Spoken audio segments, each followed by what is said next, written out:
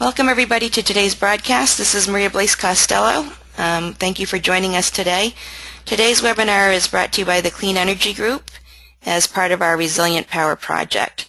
Today's topic is energy storage in FERC territory. And before we get started, I'd like to just do a quick housekeeping slide. Today, all of our participants will be in listen-only mode. You can connect by telephone, but if you have computer speakers, I suggest you select use mic and speakers here because you will all be muted and not able to speak anyway, and you'll save on telephone charges. So if you are able to use mic and speakers, please just hit the mode here and use VoIP. If you are using the telephone, though, please enter your PIN number into your telephone keypad, and that will help us keep track of you. Today, because you're all muted, we're going to ask that you please submit questions in the question box here. You type in your question, hit send, and then your questions will be queued up and asked at the end of the presentation as time allows. Today's webinar is being recorded, and it will be published up on the Clean Energy Group website and also on our Vimeo channel here. So if you'd like to share this with colleagues at a later time, they'll be able to see it then. So with that, what I'd like to do is introduce Todd Alinsky-Paul. Todd is the Project Director for the Resilient Power Project at Clean Energy Group. So Todd, please go ahead. And you'll have to unmute. Thanks. Okay. Yes, thank you very much, Maria, and welcome to the webinar, everybody. Very pleased to be hosting this webinar. We've had Judith Jetson on before, approximately a year ago, on a similar topic, and I'm very pleased to have her back to give us an update. Just a little background for those of you who don't know, Clean Energy Group is a leading nonprofit advocacy organization. We work on technology, finance, and policy programs in the areas of clean energy and climate change. Next slide, please. And this webinar is one in a series being presented by our Resilient Power Project.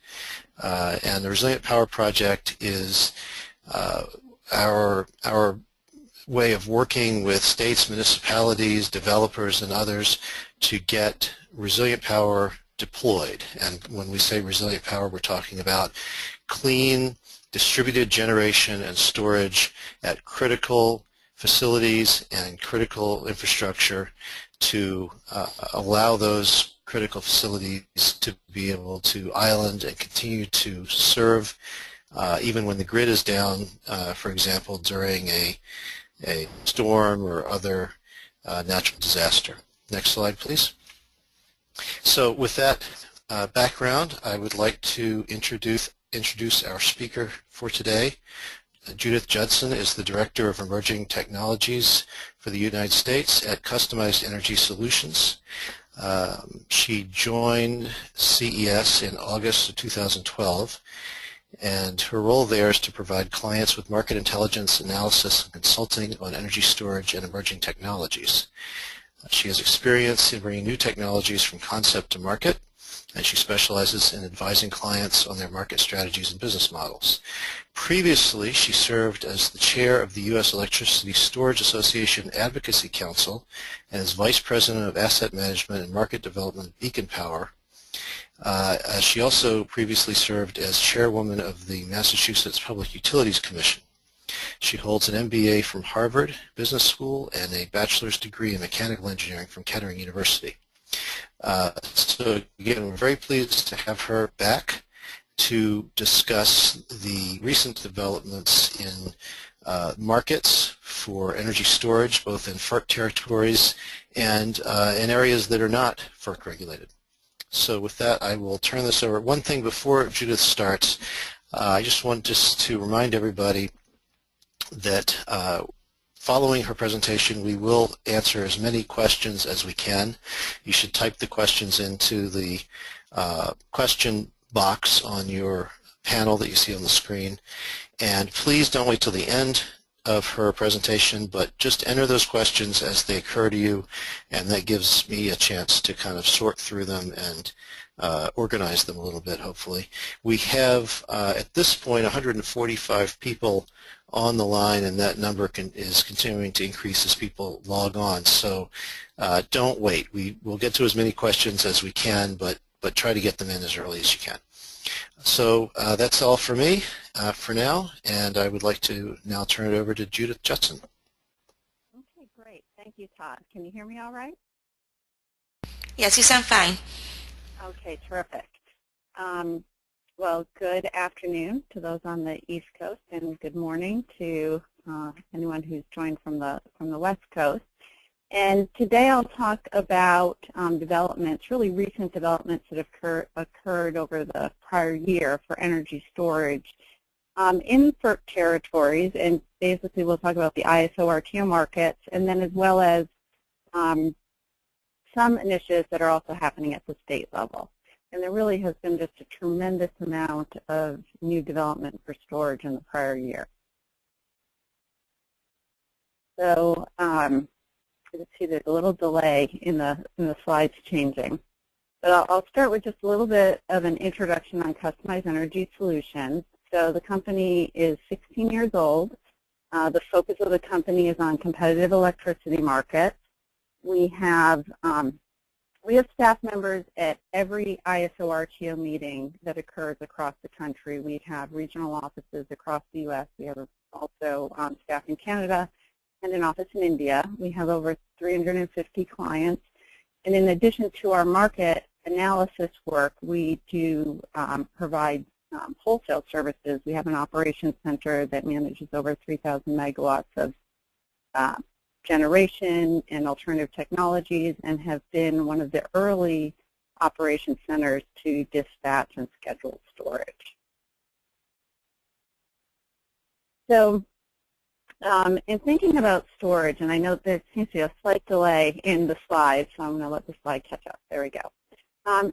Storage can provide value across the electric grid. It's very unique in this way. It can look a lot like generation and provide services in the wholesale market, such as ancillary services, frequency regulation, on-peak power and energy. But it can also provide services at the transmission level, and we're seeing increasing consideration by transmission owners at non-transmission alternatives such as storage. At the distribution level, the same thing. And then, of course, on the customer side, for customers to manage their consumption of electricity.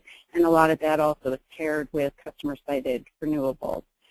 So the value for storage and the opportunity is that it enables greater efficiency and reduced costs by balancing supply and demand over both short and long periods across all these areas of the grid to really increase the overall efficiency, be that for the grid as a whole or for an individual consumer.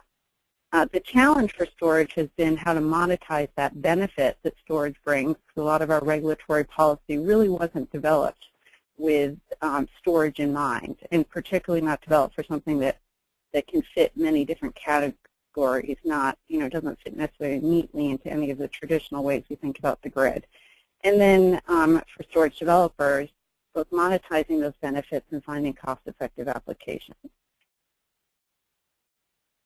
So why storage? I'll try to flip my slides a little ahead before I move on, because there's a little delay. I took some quotes here, and these are actually all from 2010.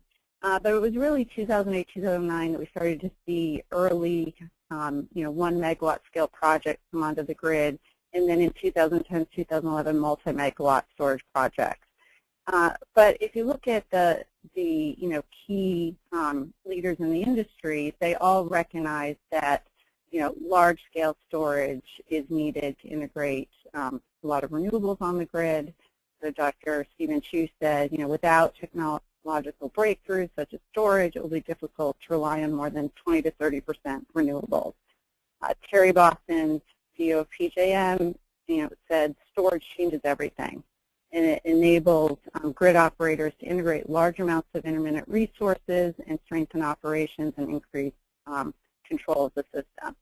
And same thing with former FERC Chairman Wellinghoff, who recognized that the need for regulation services, which is really that moment-by-moment balancing of the grid, can dramatically increase with renewables, and storage is a best-in-class way to deliver regulation.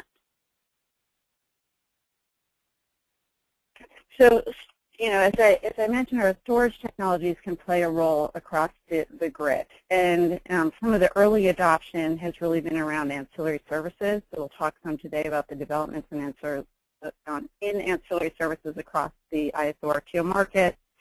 So that regulation, frequency response, spinning reserve, but it's also moving more and more into the longer duration storage as the cost of storage technologies come down. And this gets into ramp mitigation, peak shaving, providing energy in peak periods, as well as energy arbitrage. And then more emerging and new is using storage in transmission and distribution applications. So if we look at the U.S. Storage market today there's over 275 megawatts of advanced storage projects in the U.S. These are grid-scale projects. This is from the DOE database. There's probably even more of that if you look at some of the storage that's emerging, even more so behind the meter. Most of these projects to date have been in ISO RTO markets. So the map there highlights the various ISO RTO regions. The regions that are not in ISO are the shaded gray. And you've seen a lot of storage development there. And one of the reasons is because there were transparent price signals and storage developers could get investors to fund projects in those regions. And there was also a lot of government support for projects in those markets as well. The other thing that has been driving storage development is favorable policies for storage, where policymakers are really taking an active interest in storage. We're seeing more and more storage development, and that's certainly the case in California.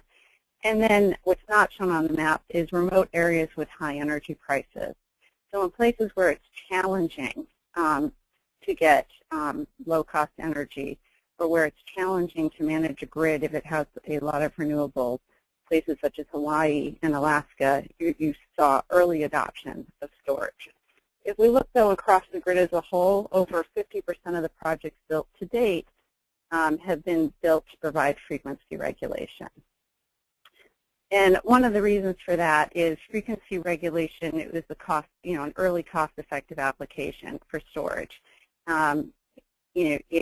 Frequency regulation is used to provide moment-by-moment balancing, and the way that had been conventionally done was by generators moving up and down. So you have slow coal plants trying to change their output to follow these second-by-second changes on the grid. And storage was a clear, better solution. It could respond incredibly quickly, very high round-trip efficiency, low operating costs, zero direct emissions. So really made it an ideal solution for frequency regulation, and to use a very short duration. A lot of the storage providing this is 15 minutes, 30 minutes long, making it a cost-effective early application. So, and as part of that, FERC recognized the benefits that storage could bring and changed the way resources were compensated for frequency regulation. This was Order 755, known as pay for performance, and then there was a follow-on order, Order 784, which applied to the non-ISO RTO markets.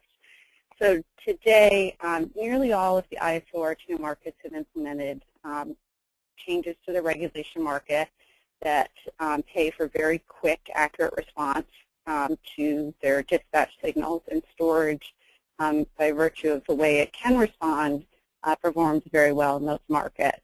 And this is a snapshot here of the implementation timeline. And it has been implemented across the country, with New England and SPP doing their final implementations in March of 2015, so coming up. And then ERCOT, which is not actually regulated by FERC, also implemented a fast-responding regulation service product, seeing the benefits that were occurring in other markets. Another emerging opportunity for storage is in ramping, flexible ramping. So the grids that are seeing high amounts of renewables are seeing a real need to have a lot of ramping capability during certain times of the day.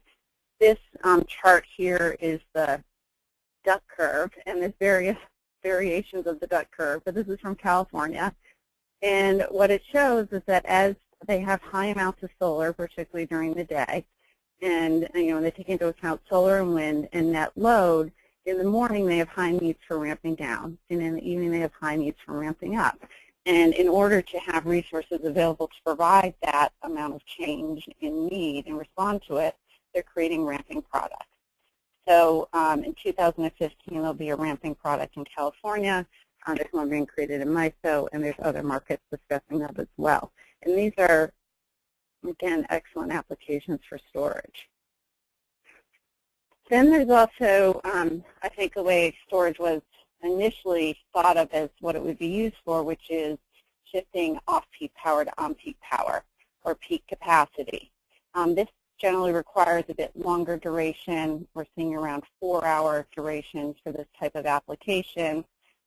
This is a chart that was put together by AES Energy Storage. It shows that storage is unique. It can use low off-peak, low-cost off-peak power to provide energy at peak, and it creates huge efficiencies for the system by being able to shift the timing of that energy.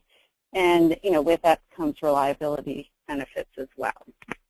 And this can be done, of course, both in front of the meter and behind the meter. So it can be done behind the meter to optimize,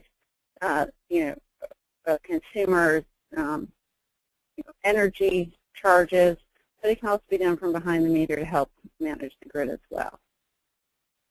And then another new emerging opportunity is frequency response. So FERC issued an order last year that now mandates the amount of frequency response needed from each balancing authority. And frequency response is that very quick response that's needed when there's a contingency on the system or a loss of a resource. And it becomes, when frequency can quickly change, and the very first seconds are most critical.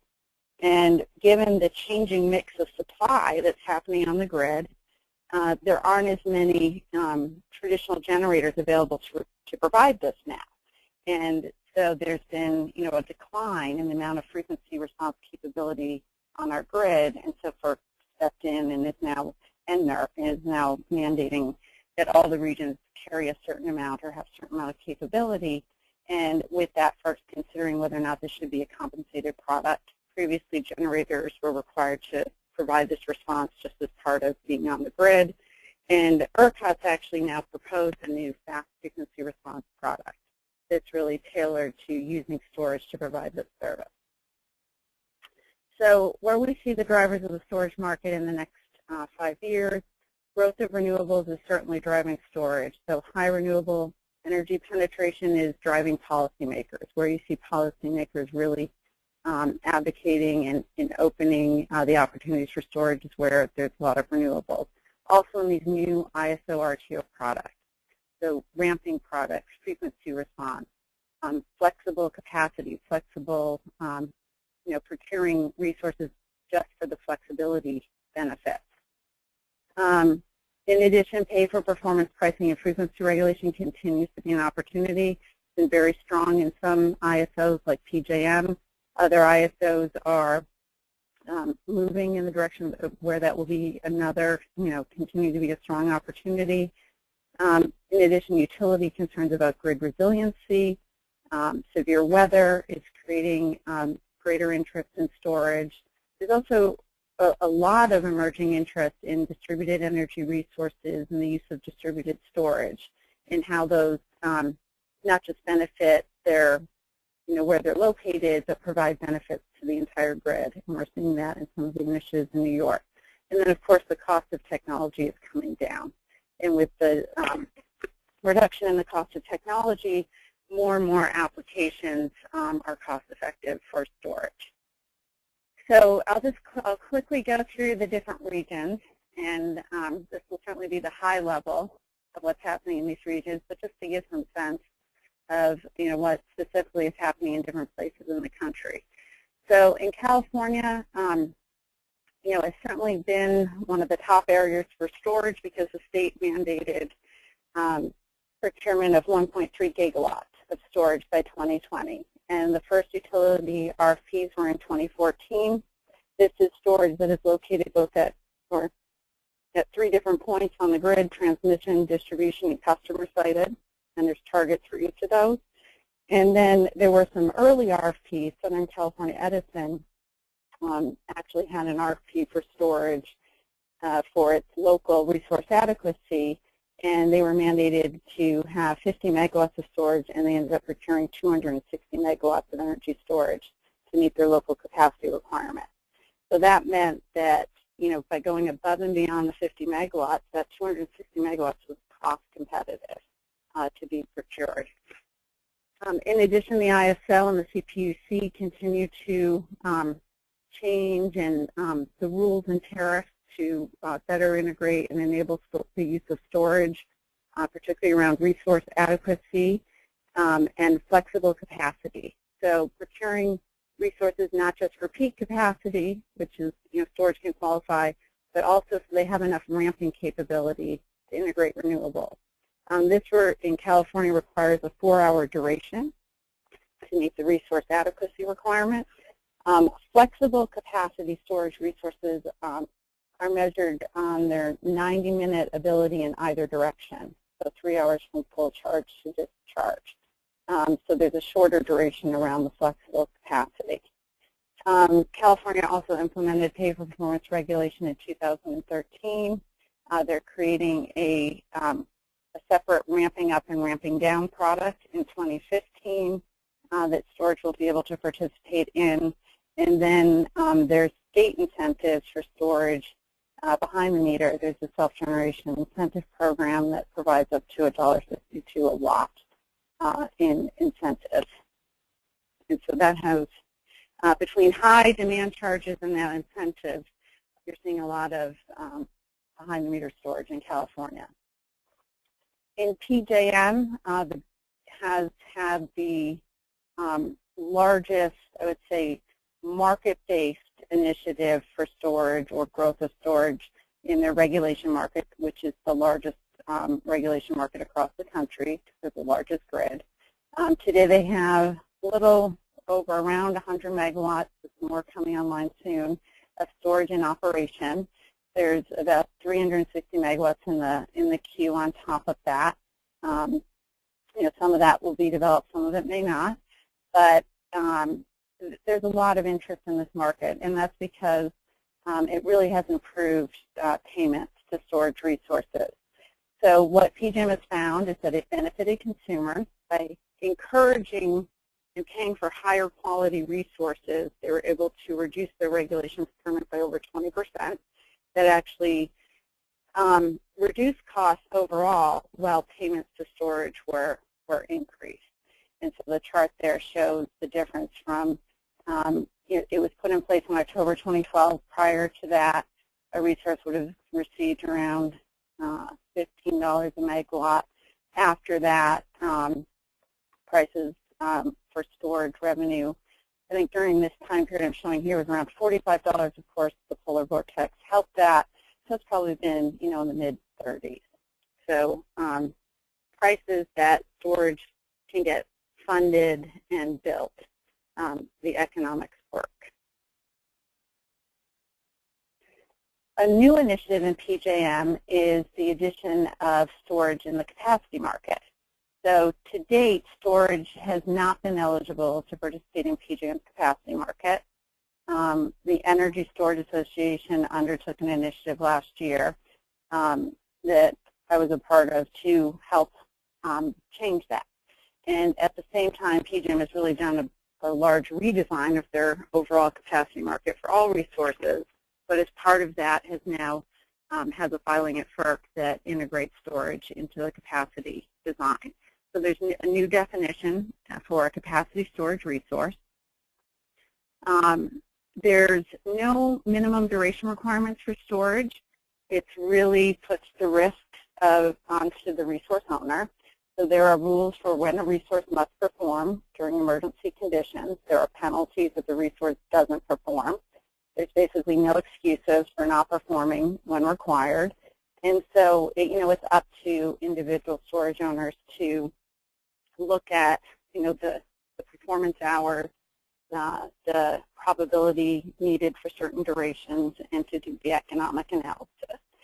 And, so it really provides a lot of flexibility to resource owners on how they would design a storage system for that market. In addition, PJM, and this is really, again, at the prompting of the storage community, has enabled storage to be combined with other resources and to count as one resource. So PJM is proposing to allow storage resources, renewables, demand resources, and energy efficiency resources to combine to make a single product offering. And that enables resources to have greater control over meeting the requirements during the performance hours. So I think that's creating some new opportunities where we're seeing a lot of interest in the market. So that filing went to FERC in December, likely to be ruled upon, they're hoping, by April of this year. So we'll see what happens at FERC. But the good news is that storage really is in the mix now to be providing capacity in PJM. In New York, there's been some very interesting developments. The New York ISO was one of the early adopters of storage, particularly for regulation, integrated that into the market in 2009, adopted pay for performance in 2013, and has really, was early in seeing that fast storage could provide benefit. Right now, the New York ISO is also now looking at rules for wholesale participation from behind-the-meter generation and distributed resources. And that's really been prompted by what's happening from state policymakers. So the New York Utilities Commission, the Public Service Commission, has initiated what they call Reforming the Energy Vision. And it's just a really interesting way to look at how the grid of the future should operate. And they're looking at creating competitive distribution services markets similar to the competitive wholesale markets. Just recently in December, there was an order encouraging utilities to develop distributed energy resource demonstration projects to really, start this process as the PSC is continuing to hold hearings and refine and to more specifically specify how things are going to change in New York. In addition, in New York, there's a green bank with a proposed funding of $1 billion for clean energy initiative. There's microgrid incentives of up to $40 million. And then at the utility level, particularly in New York City, Con Ed now has an behind-the-meter incentive for storage of $2,100 a kilowatt, and that is for permanent load shifting to respond to the fact that there's they've lost generation in the region. And then there's also been a Con Ed RFI and approvals for using demand management options, including storage, to defer the need to upgrade substations.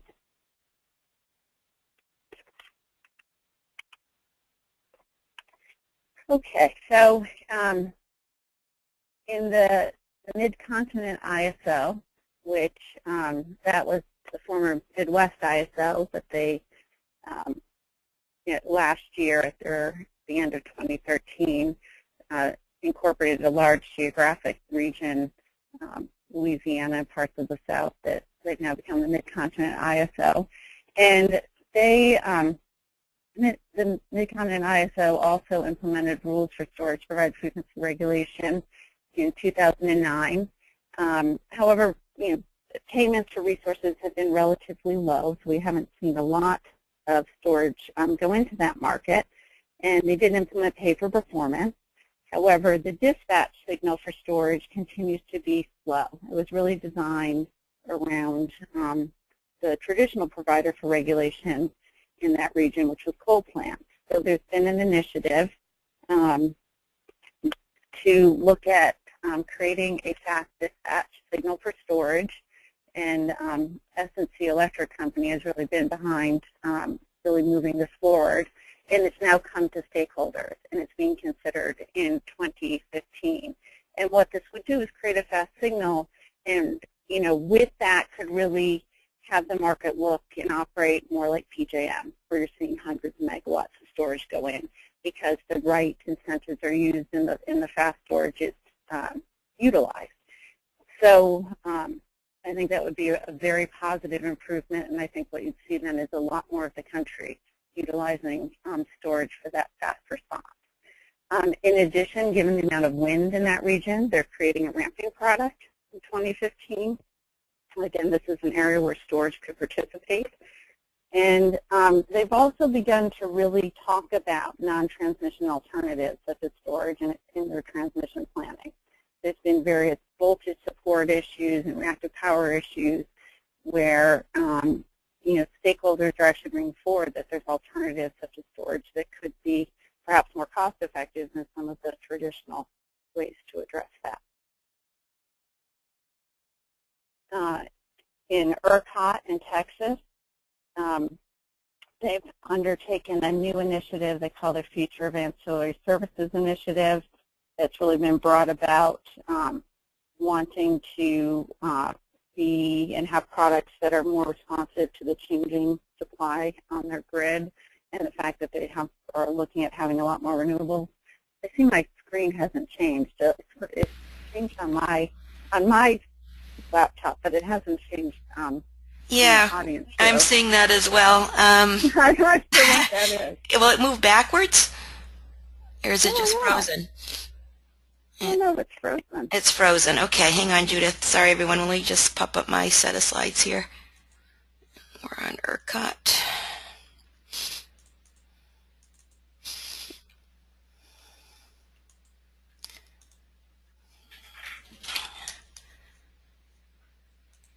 Sorry for the technical difficulties. Let's see. I'm having some. So, Judith, I'm going to make myself the presenter here, and everyone just give me a second here to pop up the right slide. And Judith, you'll just have to say next for me. Okay. And we're on ERCOT. Okay. And let's just make sure we Okay, great. Yes, I can see that. Okay, hang on just a sec. I just blew us out of it again. One moment. Okay, there you go. Okay, perfect. So in Texas, there's been a new initiative to really redesign their entire ancillary services market.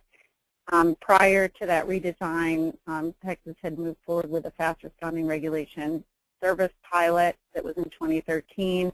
It showed some real benefits of storage. There was the results of that pilot showed a 31% reduction in the rate of change of frequency and a 43% reduction in the rate of change in the deployment of conventional regulation. And that was fairly significant because the pilot had around 37 megawatts of storage participating in it, and the total market size for regulation in Texas is around 500 megawatts. So that small portion had that kind of impact, which is quite significant. So that product actually moved from being pilot to actually being implemented. There currently isn't any pay for performance in Texas, but that's something that's being considered in the Future of Ancillary Services Initiative. And they're also creating a new product for fast frequency response. So I think some of what that pilot showed is that there were benefits for both regulation and for frequency response. So there's now going to be two fast products, both response and regulation, or that's what's being proposed. And there is discussion on a mechanism for pay for performance, and that's something that stakeholders interested in that are going to have to continue to advocate for as it goes through the stakeholder process. In addition, not at ERCOT, but initiatives from utilities is Austin Energy, their city council has mandated 200 megawatts of fast response storage by 2024. That really comes out of meeting to address the fact that there's a lot of solar on their grid. And then Encore, one of the large utilities in Texas, did a study. They commissioned the Brattle Group, and they found that 5,000 megawatts of distributed storage had significant benefits to the grid. And that would be across Texas, and then a portion of that would be in their region. Part of the policy side of that study showed is that you get the full benefit of storage if it can provide both market-based services to the ISO, or to ERCOT in this case, as well as provide transmission and distribution benefits, both at the typical utility-type benefits, as well as benefits to customers if they were to own that storage.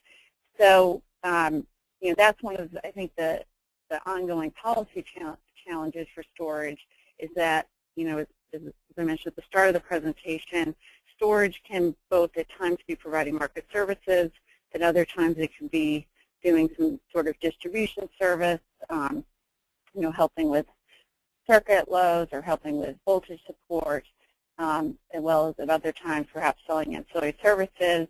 It could also be providing benefits in time of use of energy to customers. And the more that flexibility of storage is incorporated into policies, the more benefit the grid gets.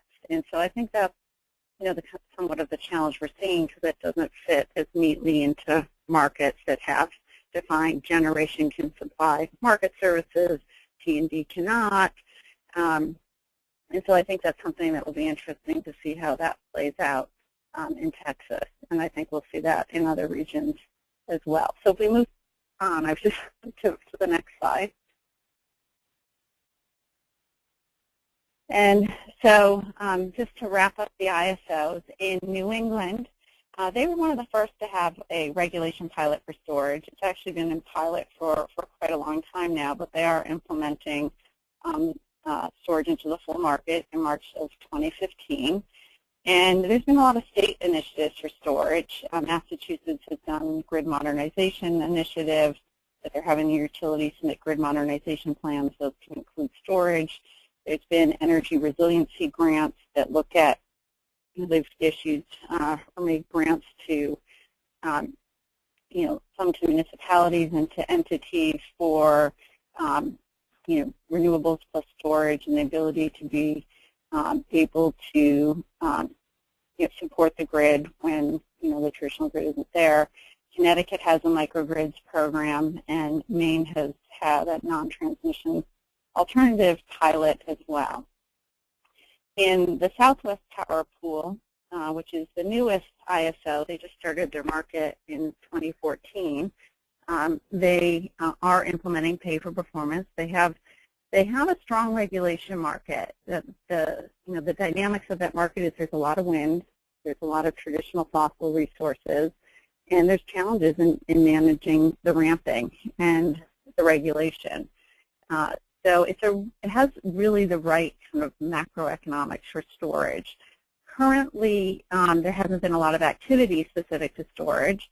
There's no rules specific to integrate storage. So like what has happened in other regions, there needs to be looking at the rules to remove barriers, really to make sure storage can be modeled correctly in their system and dispatched to take advantage of its speed.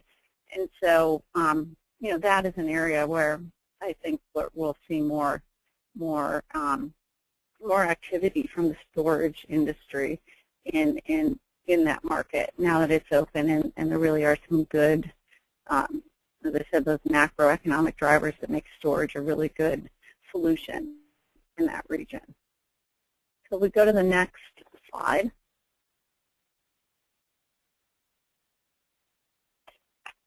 And so this is my last slide. I'll just wrap up. In addition to the ISO and RTO regions, there's been other states that have taken an active interest in storage, and I'm probably leaving a state off. So if you see your state and it's not here, I haven't mentioned it.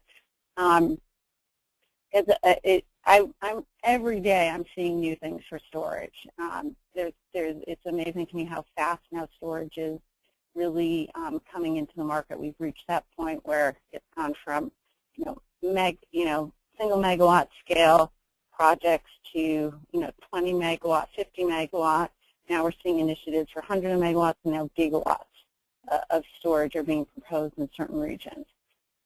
So if we look at the states here, Hawaii has been an early adopter of storage. It was required for a lot of their specific wind projects on the island. Had to have storage to manage their own regulation and ramping needs when those got built. In addition, there was a RFP last summer for 200 megawatts of storage for ancillary services by the utility, and there's an interesting fast response VR pilot program as well, and that gets at managing a lot of the distributed solar that's in Hawaii. Washington has state grants for storage. There's also pending legislation around including storage in utility integrated resource plans. Oregon's proposing a storage RFP, and so there's there's a lot of interest in that northwest region of the country in storage. New Jersey has initiatives, and a lot of this comes out of Hurricane Sandy, to really improve the resiliency of the grid in New Jersey. So there's an energy resiliency bank that storage could qualify for. There's also a storage plus solar RFP. It was recently out, and that program is expected to be there, for several years. That encourages, projects, storage plus solar projects. And Arizona has recently had, and this may still be in the works, but is proposing to have an RFP in 2018 for 10 megawatt hours of storage, and in 2016 an all-source RFO. And that was really coming out of a rate case for the utility, and consumer advocates saying, storage should be considered in the mix because that would be good for consumers. So I think that is my last slide. If we go to the next one. Yeah, so I want to say thank you. At Customize, we do put out regular periodic reports for all the regions on what's happening for storage. We call that our Storage IQ service. So if you'd like a sample copy, email me, and I can send you a complimentary sample copy of that report. And that, of course, provides much more frequent and more detail on what's happening in the market. So with that, I think we can take questions. Okay, thank you very much, Judith. That was terrific. We do have a good number of questions. We'll get to as many as we can. Maria, can you go back to the slide, I don't know, it was number 8 or 9, somewhere in there, that showed the map of the country with the different territories, service territories indicated. If you can page back through and find that. While we're doing that, I just want to answer a number of questions at once. We always get these questions. Everyone wants to know, can we view the presentation? Will it be available? Yes, it will. It's being recorded. It will be archived on our website. And get to it, you can click group, look up at the top, look at project, the project menu, and it drop down and select Resilient Power Project, and then on the left you'll see a link for webinars, and that's where the webinars are. Yeah, so, Todd, you're breaking it. we will. Todd, you're breaking up a little bit, so just to make it easy, we'll be sending out an announcement to everyone who registered. Probably tomorrow it'll go out to let you know that things have been posted, and it will provide a link to where you can find these presentations. So that'll make it easy for you. Just look for that email announcement. Thanks. Okay, great. So, Judith, I just wanted to sort of ask one kind of wrap-up question before I get to specific questions from participants. Looking at this map, you went through a lot of this piecemeal, but looking at it as a whole, aside from PJM, where do you see the next PJMs? In other words, we know that New York has adopted the regulations, but there's hydro competes with storage to some extent there. ISO New England may or coming in March maybe. Where do you see sort of the areas where storage really has an immediate market for at scale? I'm not talking about an individual project here or there. Right. Very good. And that is a common question I get, and I'll try to answer it the best I can. There's a lot going on that doesn't, say that there's just one market out there. if we're just talking about regulation, that's different than if we're talking about the broader applications for storage. Certainly, I'll say California with having specific RFPs for storage is, right now a very strong opportunity for storage. It does require competing in RFPs, but, just huge amount of procurement going on there. And so that's really a target area for storage, for any storage company looking at the U.S. where they want to be looking. That if you look at, though, markets where you're really looking at market-based revenues, ISO RTOs, I think there's, the Midwest ISO, if they implement their fast signal that's being discussed now, that will change the economics to make it good for storage to provide regulation in the Midwest ISO, and that's about a 400 megawatt market. So it's not as large from a regulation standpoint as PJM, but you could have similar type economics. So that's something I think is really where the storage industry should advocate for that change. And there's already pay for performance. It really just comes down to a signal change, which is relatively straightforward. Hopefully that market will also be looking at storage as capacity and storage as other services as well.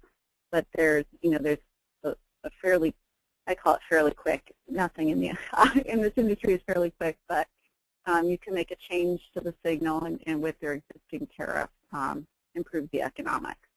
Then you look at SPP and ERCOT. ERCOT, I think with their, and certainly with looking at frequency response, that's a large market, potentially 2,800 megawatts needed. That's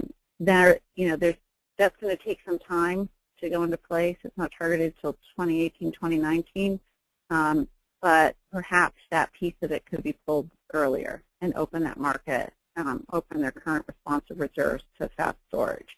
There's some things that potentially could be done there. But I think once that goes into place, ERCOT's becoming very, very strong for storage. And then there's also the utility side initiatives as well. And if those can be done, you can really see a lot of storage in ERCOT. Again, it's these regions with a lot of wind and now solar where you're seeing these real benefits for storage. SPP, given that there's now a market there and they're putting in pay for performance, if we can get the rules for storage in place, the economics are strong now without pay for performance, and you get storage integrated. I think that can be a really strong market. The drivers are there to make storage work quite well. So I think so. If you think about regulation, Midwest ISO, SPP, ERCOT, maybe a little further out, are good opportunities. And New York and New England actually has fairly strong prices, but it's a smaller market. So it's a little more limited side. I think you may see some smaller projects go into New England, or projects that are also paired with renewables that could be providing frequency regulation as well as other benefits with the renewables. In New York, like you mentioned, a lot of hydro. It makes just doing regulation in New York challenging. But there, I think the play is really coming in behind the meter, and in that real change in ensuring that storage is really being considered as a lot of the New York market is transforming. Okay, great. So thank you. Let's get to questions from participants. I'm going to read them, and we'll go through as many as we can. Here's the first one. How might storage be combined with price-responsive load via time-of-use rates or active load management to mitigate intermittence concerns? And how will the court order on the 745 rule affect these efforts? Yeah, no, that's an excellent question. So certainly the court order on Order 745 is making demand response and knowing where that's going to go, challenging. A lot of response from ISOs and RTOs is that behind-the-meter storage can participate as demand response, but now, the products for demand response are coming under challenge. Certainly, though, what we have seen is that behind-the-meter storage, particularly where there are time-of-use rates, can make the use of storage economic. On the other hand, net metering can sometimes hurt the economics of storage because there's less incentive to need to store that because it can be put back to the grid. But so I think the early places where you see behind the meter plus renewables is where there's a lot of renewables, where it's becoming more challenging for grid operators to manage those. In Hawaii, where they have concerns about how much renewables is coming from behind the meter, adding storage can really solve a lot of those problems. But certainly, again, in places where that's not necessarily the driver, but places like California where there's very high demand charges, there's also incentives for behind the meter. You're seeing a lot of behind the meter storage. So, it really, it comes down, I think, a lot for, as well as to really, having to model the very specific tariff. I think you're seeing at large industrial consumer locations, there can be some benefits as well because those prices tend to be much more close to real time. So you can take advantage of the benefits of the changes in prices throughout the day. On the residential side, I think that's emerging.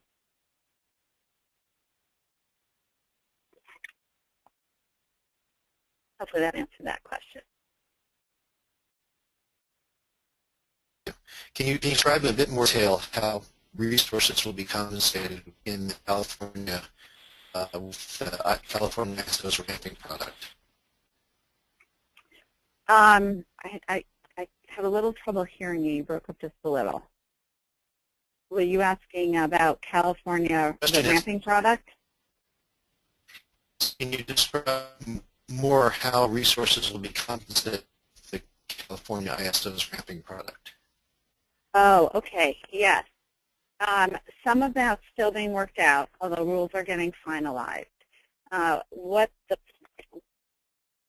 a high level, what the idea is that resources will get a payment for basically being there. It's like a capacity payment. And it's based around that opportunity cost of, primarily tied to generators, of not producing energy and instead being available to move up and down. If resources aren't used, but they've been, basically scheduled for ramping, then they get that payment. If a resource is called upon, then that payment is tied to the energy price. And so for storage, the thinking is that they'll get the benefit will come from using, basically getting that capacity payment, and then when it's called upon, it's being used during when there's those spikes in prices that require very quick ramping to address. And so it's a combination of those payments that will determine overall compensation. And that really, in order to really figure out how much a resource is both waiting to be dispatched and how often it will be dispatched and at what energy price the dispatch will occur, so that requires some more complicated modeling. But in general, that's how that product will work. Thank you. And this is a related question with regard to ancillary services payments. Do the ancillary service providers get paid for both energy plus the market clearing price for the service? So that, in other words, is there a premium paid for the ancillary value on top of the energy? In most markets, yes. There's a premium paid. What I just described with ramping, there's kind of a payment, and then it switches to the energy payment.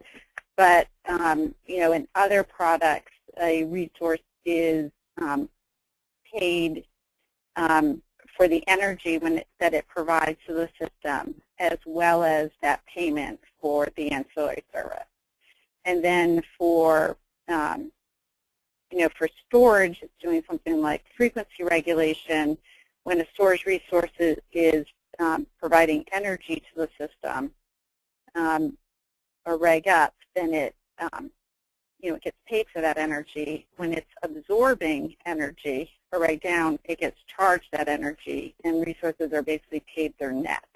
And so there is some efficiency losses, and so there will always be some net consumption on average. During a certain hour, you could end up injecting more than you consume, but over time, a storage resource will always be a net, have some net consumption, and then that's charged at the wholesale price of energy, at least in most places, the wholesale price of energy, and the resource, the revenue stream is really that ancillary service payment. That's always a positive payment.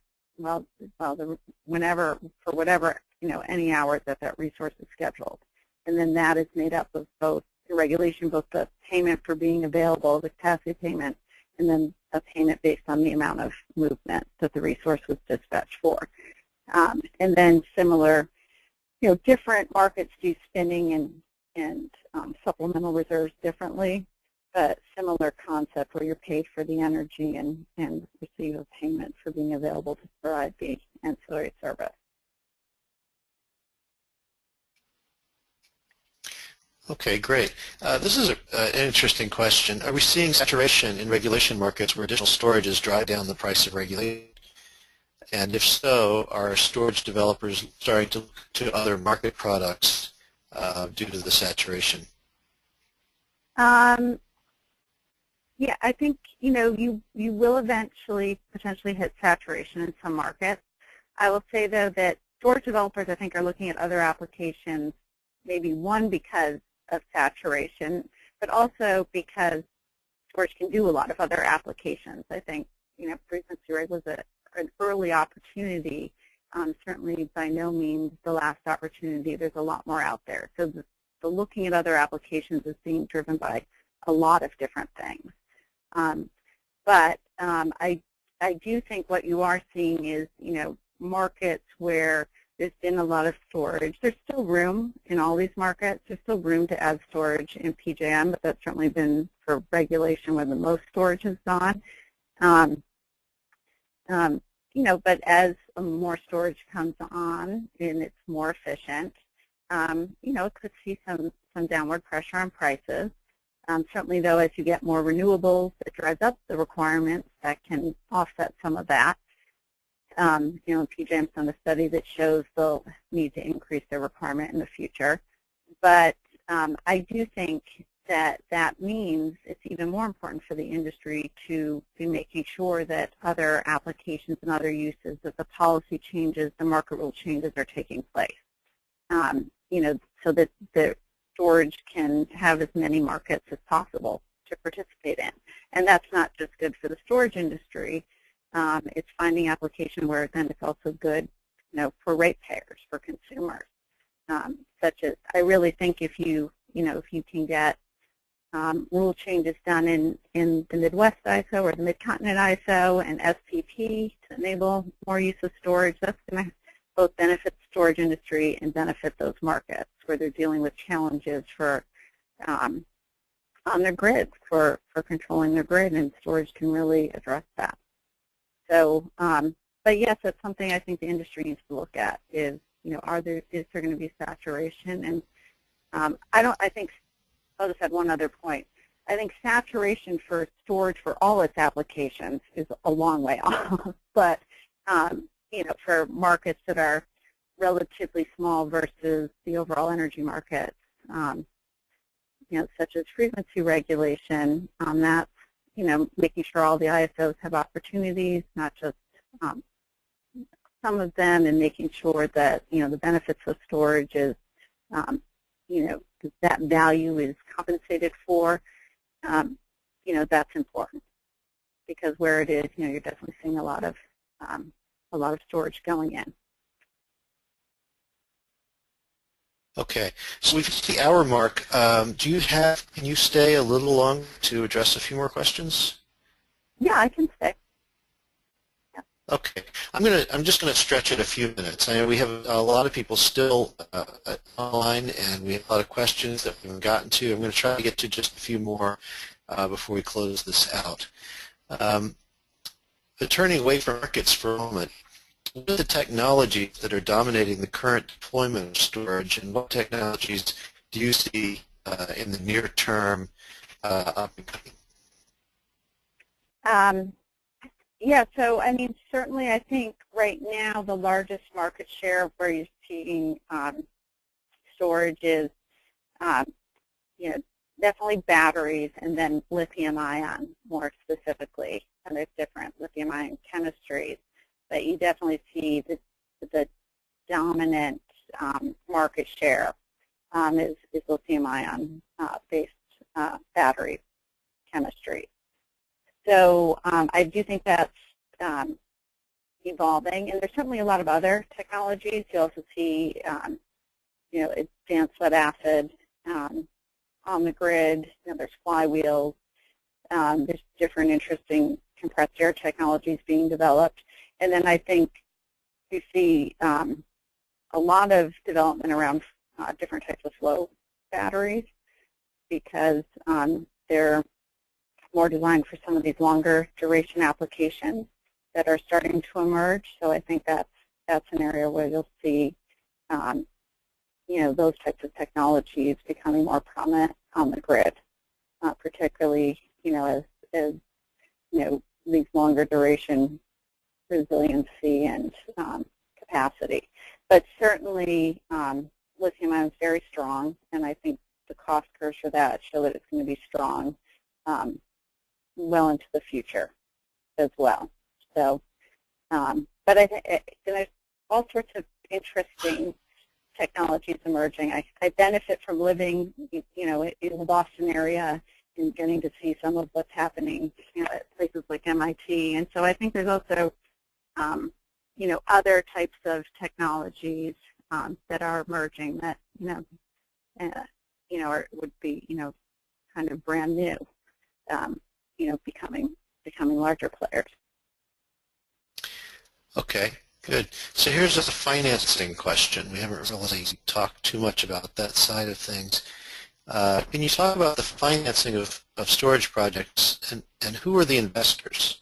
And are the investors using products like yieldcos to finance storage projects, or are they pretty much depending still on public or utility funding?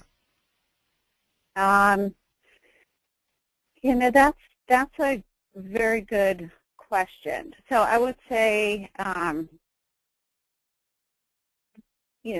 I think still one of the challenges for the industry is,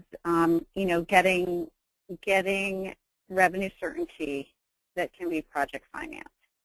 And so a benefit of a long-term contract with a utility, such as, what someone may get in the California RFP, is that can be project finance.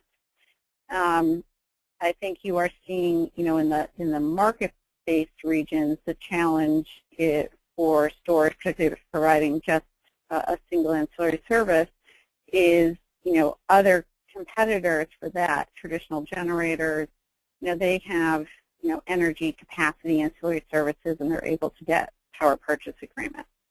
And other resources, renewables are able to get power purchase agreements. It's been more challenging for storage, although I am starting to see different ways of hedging resources, or different ways of potentially getting contracts with retail suppliers that can help mitigate that and make projects more financeable.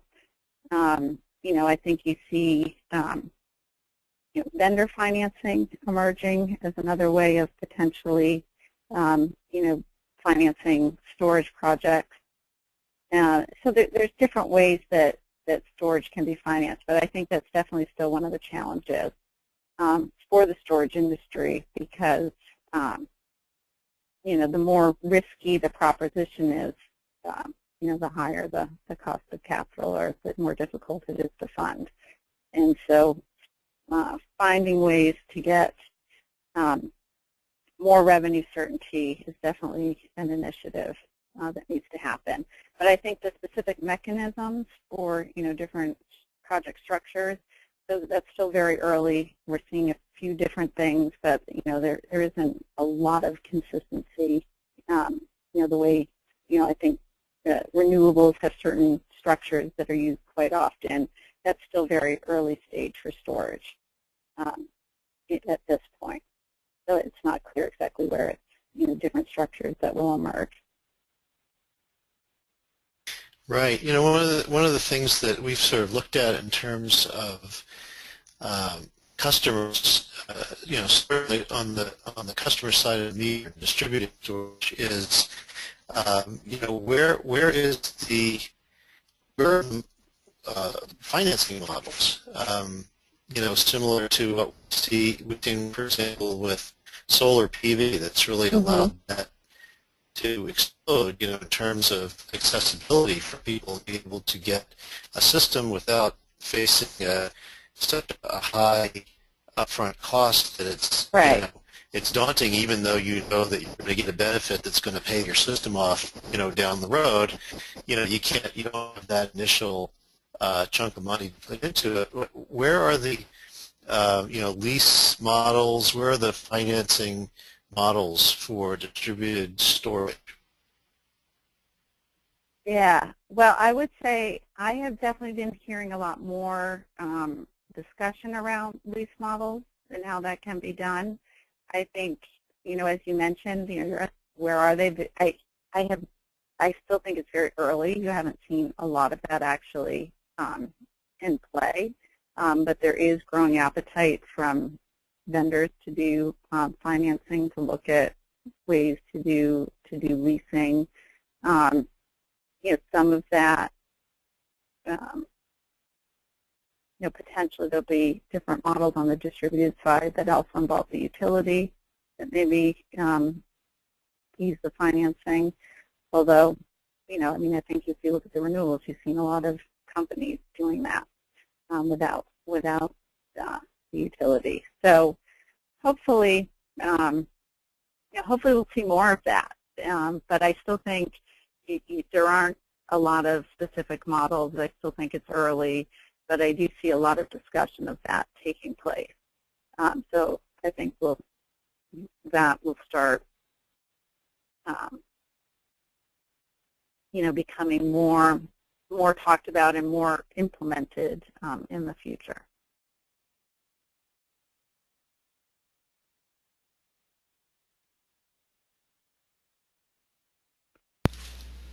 We probably need to wrap this up. Maybe, Maria, if you could put this slide up where that shows our website, which you can go to find the webinar, which should be pretty soon. Yeah, Todd, your audio is just a mess, so let me wrap this up for everybody.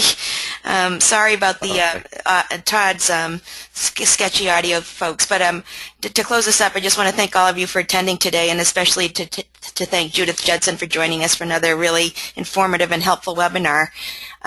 Judith, do you have any comments or last words that you'd like to part on our guests before we sign off here? No, I just want to say thank you, and definitely if anyone has additional questions after this, my contact information there. Definitely feel free to follow up. Great. So thanks again, Judith, and thanks all of you. We will be sending out a follow-up email on Monday, and they'll let you know that the webinar recording has been posted and where you could download a PDF of Judith's presentation. In the meantime, our contact information is here on the slide, and we look forward to your participation in an upcoming event. So thanks, everyone. Thanks, Todd, for hosting, and we hope you all have a pleasant afternoon. Take care.